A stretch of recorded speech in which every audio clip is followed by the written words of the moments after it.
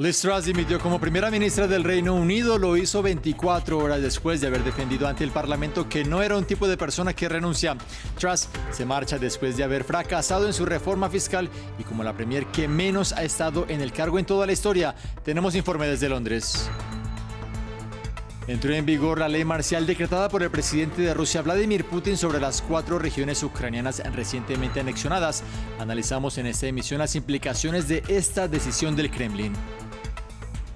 Los líderes de la Unión Europea se reúnen en Bruselas buscando soluciones a la crisis energética y acuerdos para poner un tope a los precios del gas. De cara al invierno, Francia llegó a un acuerdo con España y Portugal para un nuevo gasoducto marítimo, sustituyendo al polémico proyecto MidCat. Tenemos el reporte desde Madrid.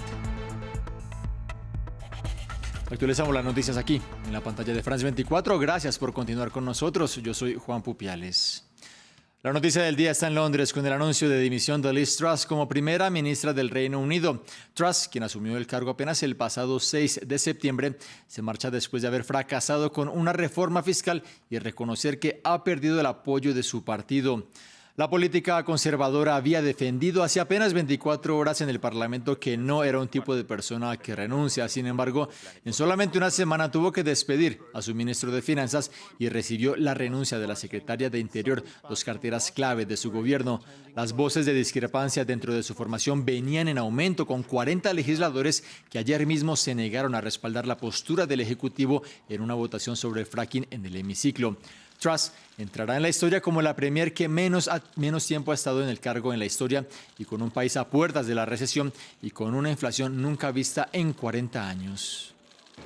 I have therefore spoken to His Majesty the King to notify him that I am Hablé con Su Majestad el Rey para notificarle que dimito como líder del Partido Conservador.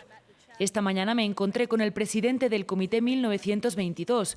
Decidimos que habrá una elección que se completará durante la siguiente semana. Eso asegurará que nos mantenemos en el camino de cumplir con nuestros planes fiscales, de mantener la estabilidad económica y la seguridad de nuestro país. Seguiré como primera ministra hasta que se haya elegido un sucesor. I will remain as Prime Minister until a successor has been chosen. Para analizar esta noticia conectamos con nuestra corresponsal en Londres, Luisa Pulido, quien se encuentra a las afueras de Downing Street, de la sede del gobierno. Luisa, ¿cuál es la magnitud de esta renuncia en la política del Reino Unido?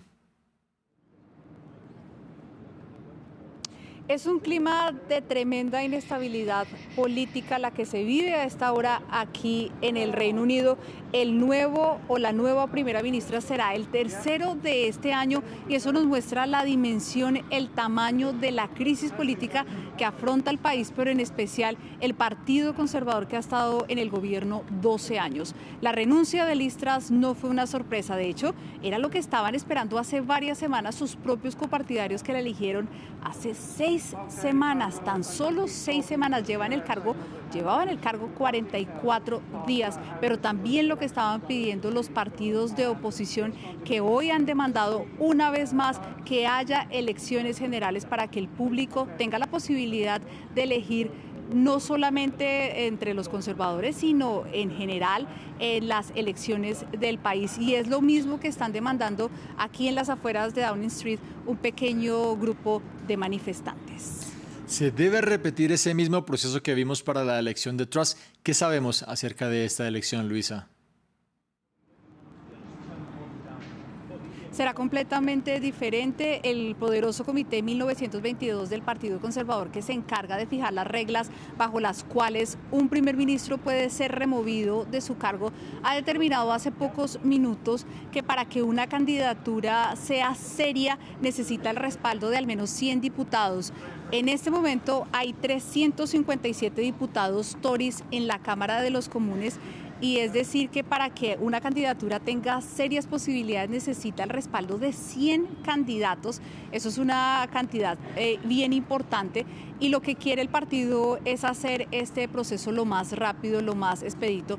Y si hay 2 candidatos o más, entonces podría convocar a las bases del partido, unas 150.000, 200.000 personas para que voten online por el nuevo líder, pero lo que parece que sucederá es que en este caso no habrá que llegar al punto en que las bases del partido sean llamadas y será una elección de los propios diputados Tories.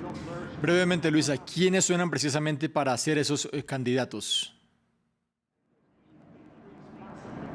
Hasta el momento ninguno ha levantado la mano y dice que quiere correr por esta candidatura, pero se da como un hecho que quienes compitieron con Liz Truss en julio, entre ellos Rishi Sunak, a quien Liz Truss le arrebató las llaves de Downing Street. También se da como un hecho que se presentarán Penny Mordaunt, el propio Jeremy Hunt, que es el ministro de Finanzas en este momento, Suella Braverman, que renunció ayer como ministra del Interior, el ministro de Defensa, Ben Wallace, y también Kemi Badenoch, que tenía muchísimas aspiraciones y genera mucha expectativa por su futuro en el Partido Conservador. Y ojo a esto, el posible regreso de Boris Johnson como primer ministro, a quien las encuestas le dan la mayoría.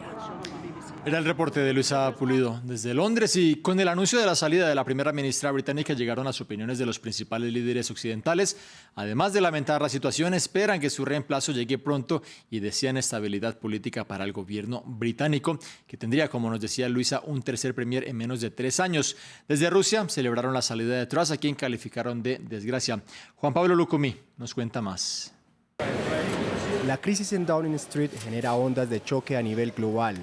Los líderes de los países más cercanos fueron los primeros en pronunciarse. Creo que lo importante, como vecino más cercano de Reino Unido, es que tenemos una relación económica significativa y muchas otras relaciones más. La estabilidad es lo más importante. Nos gustaría ver que el sistema de Reino Unido esté dentro de la capacidad para estar en posesión de tener un sucesor lo más rápido posible y que traiga estabilidad a la situación. Tuve un buen contacto con ella, coincidimos en toda serie de puntos de vista y estoy ansioso por ver con quién trabajaré. Será el quinto, creo.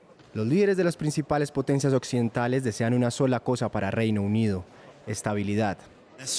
Quiero decir que Francia, como amigo del pueblo británico, espera la estabilidad de Reino Unido. Y en el contexto de la guerra y tensiones por la crisis energética, es importante que Reino Unido vuelva a emprender el camino de la estabilidad política. A nivel personal, siempre me entristece ver partir a un colega. Estados Unidos y el Reino Unido son fuertes aliados y amigos duraderos, y ese hecho nunca cambiará. Agradezco a la primera ministra Liz Truss por su colaboración en una variedad de temas, incluidas las exigencias de responsabilidades a Rusia por su guerra contra Ucrania. Continuaremos nuestra estrecha cooperación con el gobierno del Reino Unido mientras trabajamos juntos para enfrentar los desafíos globales. Los comentarios de burla a su corta administración llegaron desde Rusia. El Premio Nobel de Economía por la destrucción más rápida del sistema financiero nacional debería ser otorgado a Truss. Reino Unido nunca ha conocido una desgracia igual en un primer ministro. Truss duró 45 días en el cargo y renunció tan solo un día después de decir que era una luchadora y no una desertora. Como les venimos contando, este jueves entró en vigor la ley marcial que anunció el presidente ruso Vladimir Putin sobre las 4 regiones anexionadas de Ucrania, de Jersón, Zaporilla, Donetsk y Lugansk, esto con una serie de referendos realizados de manera unilateral por parte de Moscú. Para analizar ese tema, conectamos con Álvaro Zapatel, analista internacional y profesor de IE University. Señor Zapatel, gracias por estar con nosotros. ¿Cuáles son las implicaciones de esta ley marcial en estos territorios ocupados? Ya ayer Putin afirmó y dio más poderes a los gobernantes de estas zonas. Correcto, Juan. Bueno, muchas gracias por la invitación. Pues efectivamente, como tú bien has dicho, el 30 de septiembre el gobierno de Vladimir Putin anexó las zonas o regiones de Luhansk, Donetsk, Jersón y Zaporilla, con la condena internacional justamente debido a esas medidas. Y lo que ha anunciado el día de hoy Vladimir Putin es asumir la ley marcial, que es finalmente dar o tomar posesión de control militar de las zonas, con el propósito también de hacer una contraofensiva, lo que viene siendo un contraataque ucraniano, con el objetivo de recuperar estas zonas ya anexadas ilegalmente por la comunidad internacional de parte de Rusia. La situación es compleja. Lo que evidenciamos es que vienen siendo ya 8 a 10 meses de guerra en los que definitivamente Putin debió, y su gobierno seguramente, estimar que esto debía ser más bien un blitzkrieg, una guerra relámpago, y claramente al no haber llevado esto a conclusión y el gobierno ucraniano tomando ciertas medidas de contraofensiva, esto ha llevado al gobierno ruso a tomar ciertas medidas de excepción, que, claro, si bien el gobierno ucraniano las viene llevando desde febrero que se inició la guerra, la ley marcial, ahora Rusia lo está haciendo con el propósito de generar cierta situación de emergencia y, por qué no, también evacuar a 60.000 ciudadanos de estas zonas de conflicto para evitar mayores muertes o daños a su población de parte también de lo que viene siendo la contraofensiva ucraniana. Sí, precisamente bajo esa excusa de un inminente ataque sobre Jersón, Rusia está evacuando a cientos de miles de civiles, pero Ucrania dice que estos son deportaciones. ¿Qué sabemos de ese proceso? Bueno, en realidad lo que estamos identificando en este contexto es que tenemos ambos lados diciendo una verdad distinta, ¿verdad? Estamos en una situación de guerra en la que hay propaganda de ambos lados. Lo que ha identificado la comunidad internacional es que lo que estamos viendo es una población que está siendo aparentemente, de acuerdo a lo que indican distintas fuentes, acosada, atormentada por el gobierno ruso, que de hecho es lo que ha conducido también en su momento a votaciones de referéndum que, según indican las fuentes ucranianas, pero también algunas otras fuentes internacionales, corresponderían a votaciones fraguadas o, digamos, fraudulentas, a partir de la coerción o el acoso que las fuerzas militares rusas estarían llevando o conduciendo a, digamos, afectación de esta población en zona de conflicto.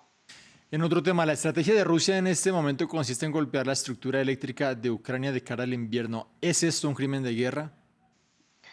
Pues definitivamente estamos viendo una situación crítica. Estamos viendo que ya han habido 300 ataques a centrales energéticas ucranianas por parte del gobierno ruso.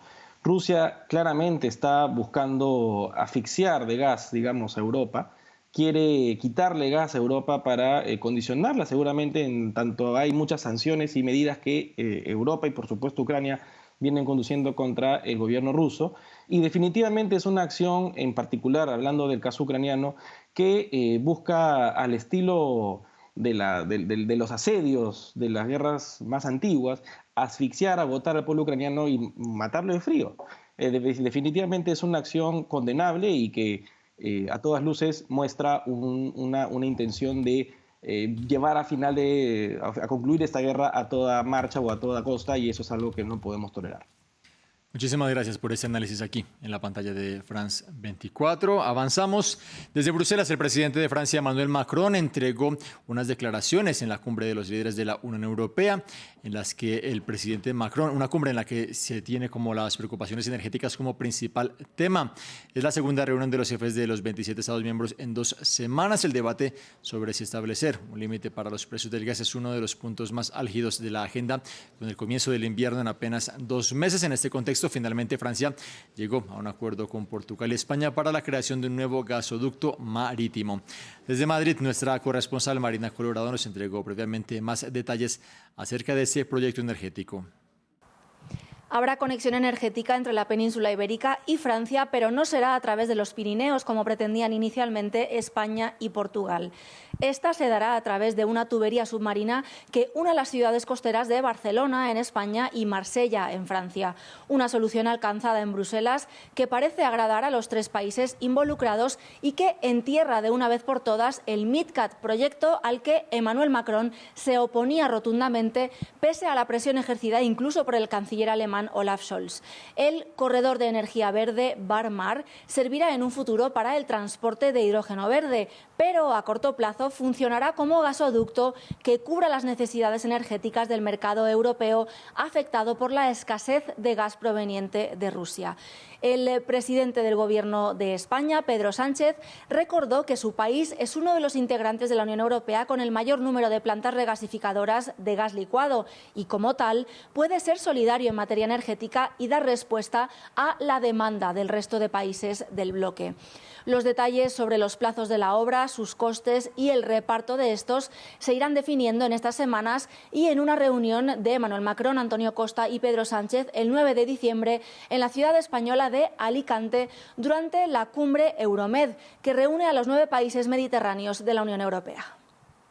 Nos despedimos con información deportiva porque dentro de un mes se inaugura ya el Mundial de Qatar 2022. Se trata de una cita que dará inicio con el partido entre los anfitriones entre Qatar y la selección de Ecuador. Es el primer mundial en el mundo árabe y el primero también en emitir 0 emisiones de carbono según las autoridades locales. Sin embargo, este jueves Amnistía Internacional asegura que las autoridades qataríes no han avanzado con una reforma laboral prometida y denuncia que siguen siendo frecuentes los abusos sobre los trabajadores del país. Así terminamos esta emisión aquí en la pantalla de France 24, pero ustedes sigan con nuestra señal. También visiten nuestro sitio web france24.com.